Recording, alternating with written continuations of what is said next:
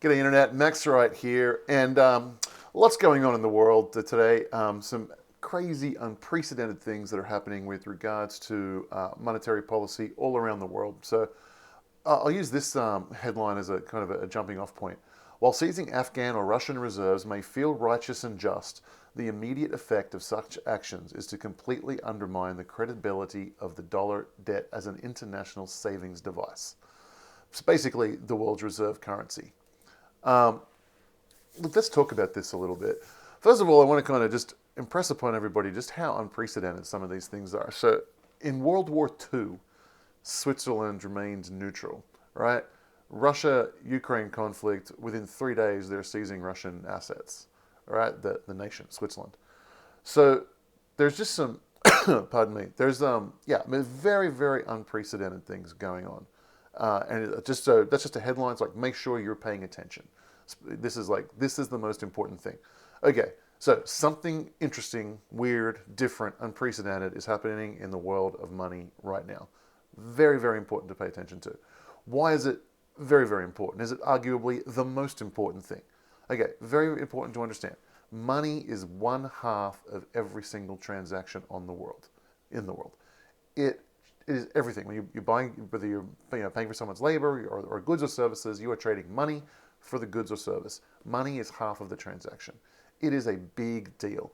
The world's reserve currency, and the thing is, it's so easy to forget or not understand the implications of a change in that because it's beyond all of our lifetimes, right? The US dollar has been the reserve currency for the vast majority of our lifetimes. For me, my entire life, certainly.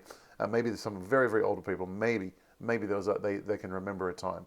But here is the thing. It's probably the most important thing in the economy.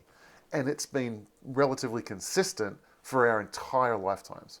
And so just subconsciously, we're going to take it for granted. We are going to assume that that is a set thing because it's all we've ever known. And then we look at things that are less important, stock market going up and down, and interest rates and whatever else. But the money is the most important thing by orders of magnitude. And if it changes, everything you think you know about anything can change and can flip. So that's why you need to pay attention, all right? It's the most important thing out there, and certainly some unprecedented things are changing right now, and things are looking very, very different. So let's talk about that comment a little bit more. It undermines the credibility of dollar debt as an international savings device. So people are, countries it's considered pristine collateral. The world's most pristine collateral right now is the U.S. dollar, and it has that status because A, there's nothing better. B, you need it to buy energy. It is, the petrodollar system, all right, and relatively until now, it hasn't been used as a weapon, right? When you start using it as a weapon, start saying, well, we're going to cancel your debt, we're going to start locking you out of the SWIFT system, and that's the SWIFT system and the banking system that's built up around the US dollar. That's kind of a part of the underpinning to it. So is the petrodollar, so is the US military. All of these things are a part of why the US dollar is the world's reserve currency. But as they start using it as a weapon and punishing people for having that, it works on the local level and it works on the international level. If you're paying attention, you see in Canada that the Prime Minister says, "Oh, I don't like you're disagreeing what I'm doing. You're having a peaceful protest. All right, I'm going to declare this a state of emergency, and I'm going to take everything from your bank account." Well, people watch that. It's like, wow, if I ever want to have a dissenting opinion, ever, I need to get my money out of the US dollar, out of the Canadian dollar, or US dollar, or the banking system, right? Because my entire life savings can be stolen with the flash of a keyboard. Really, just punch a key on a keyboard and it just goes, right? And so on the local level, people start to notice that. On the international level, you've got countries all over the world now. Venezuela, you've got China, you have a whole bunch of countries in Africa. All these things are like, if America doesn't like me, or if Europe doesn't like me, or if the Western world doesn't like me, I've been saving in US dollars because it's the world reserve currency, but they can seize those dollars, they can take money from my private citizens, they can do all kinds of nefarious acts, which if I ever want to have a dissenting opinion, I can be punished through this mechanism. Maybe I don't need to have all of my money or a portion of my money or the amount of money that I do in that system. I need to find an alternative. So from the long-term macro perspective, on a local level and an international level and everywhere in between, everyone is just starting to pay attention to an apolitical money. Some kind of money, savings device, or whatever, where politicians, men with guns, powerful individuals can't take my wealth, right? And that solution obviously is Bitcoin. It is showing itself as the world's most pristine collateral. It is perfect for these times. And the long-term setup, I say long-term, I'm thinking 6 months, 12 months, well, sorry, not 6 months, 12 months, 24 months, 5 years, 10 years. The setup for Bitcoin to just absolutely explode in value is mind-blowing, right? And this is what, like, we've been fighting for this. So a little bit of the lay of the land here. The powers that be, they have the exclusive privilege of printing money with US dollars, right? It is an unbelievable power to give to somebody and should never be given to somebody, but they have it.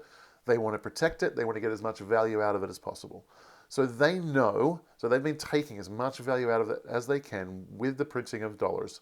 But they'll keep it going for as long as they can, but ultimately, they're in a game of chess. They want to take over the world, right? And the cartel, the conglomerate that is the central banks around the world, they are vying among themselves. They are vying for position of who has the most powerful seat at the table and things like that.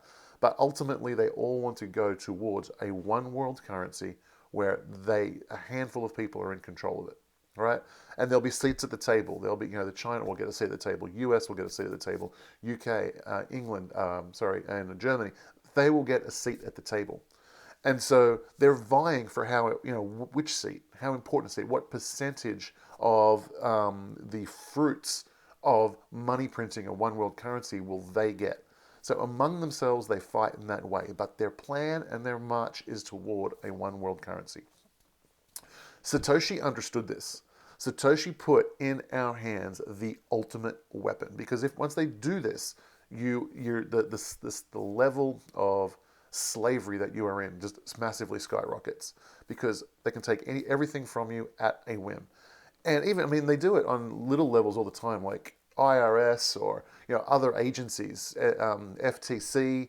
They just can't. Oh, we don't think we like something. We come in, we seize your bank account, take away every penny. You can't afford a defense, and then we grind you, with legal battles for 2 years that you can't afford to defend yourself with. Even on that level, that's been going on for decades.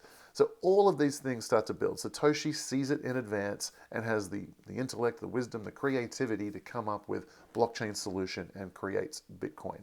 And it's so important to understand now. If you ever want to be able to dissent, even if you don't dissent right now, but if you ever want to have an opinion that is different to the powers that be, you have to make yourself independent. If you ever want to fight against tyranny, if you ever want to fight for a smaller government and not let the government get bigger and bigger and bigger as it gets more and more tyrannical, if you ever want to do any of those things, you have to immediately embrace Bitcoin. It is what, otherwise, you're the poor guy who just has everything stolen from him before you even fired a shot. A metaphorical shot, of course. I'm not advocating violence. You're the guy who you cannot dissent. You can't afford to dissent. You are too poor. You are too starving. Everything has been taken from you. Only when you have crypto, then do you become a sovereign individual. Do you have the power to say, no, I disagree with this rule, I disagree with this rule, I disagree with this rule, and you can go out and protest. You can go out and speak your mind. Otherwise, you will fall into the matrix, and you will be completely owned and controlled by the system because you won't be able to afford to get out. But I can promise you that people might think that, if the government bans it, like, what am I going to do anyway? I can promise you, as tyranny rises, then what happens is the black market explodes. And that's where the real business is. Like I went and visited Cuba when I was a younger man, and what was interesting to me is everybody worked 40 hours a week for the government and got paid zero. You got a house, you got free shitty healthcare, you got education, and that was it. You can't afford to do anything. And then everybody had a hustle, and the black market was the majority of the GDP of the island, right? Everybody had a hustle. And so that as tyranny increases, black market explodes. And I don't know, I'm not saying that US government will. It's the executive order that came out today, kind of suggested that they're going to be quite friendly to crypto. I don't know. I don't know if that will stay that way. I don't trust them as far as I can throw them. So I don't really, I always assume the worst with what they're doing. But that doesn't really change anything for me. I know in order to have freedom of expression, freedom of opinion, freedom to spend money how I want, freedom to support ideas that I want, I know I have to be outside of their system. And that's why I have been so involved in crypto well, I guess a decade now. Yeah, I've been involved in crypto for a decade now. And that's the fight that's been going on. And you got to choose a side. Which side are you on?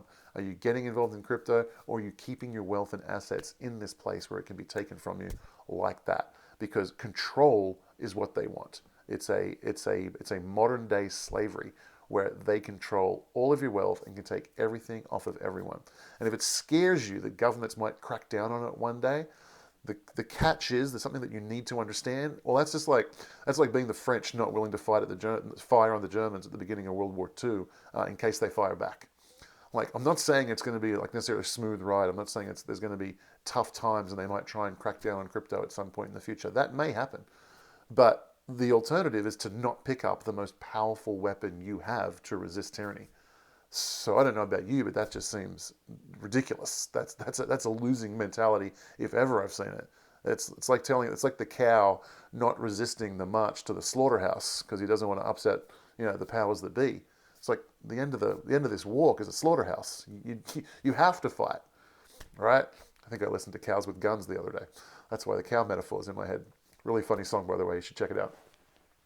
All right, guys, I think that's enough for today. Please go ahead, like this video. Let me know in the comments below, are you willing to take any flack that the governments around the world might throw at crypto users in order to have freedom, in order to have sovereignty, in order to be a force for limited government, for sovereignty of the individual? Are you going to take the flack for that, or is the price too high for you? Let me know in the comments below. I'd love to hear what's in your mind. I'll speak to you soon.